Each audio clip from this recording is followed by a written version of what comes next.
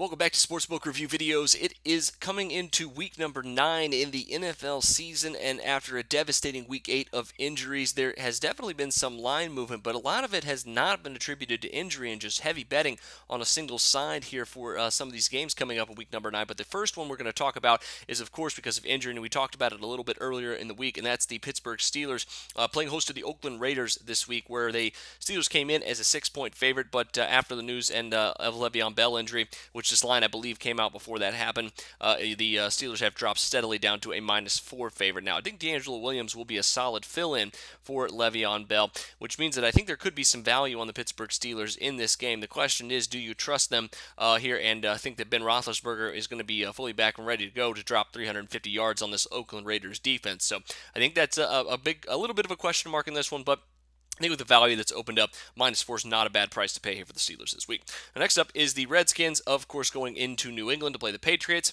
And if you're a bad team heading into Foxborough, you can bet you're going to be a double-digit underdog. And, of course, after opening as a +13 underdog, the Redskins are now up to +14, and even some shops looking at the +15 range. Obviously, New England looks like a pretty good bet to stay undefeated this week against Washington, a team that is definitely beatable.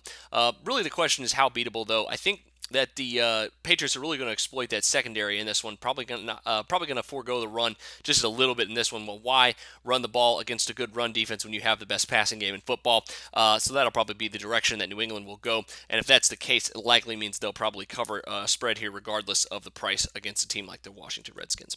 Now, finally, the Falcons and 49ers has moved a ton and has been the biggest mover of the week.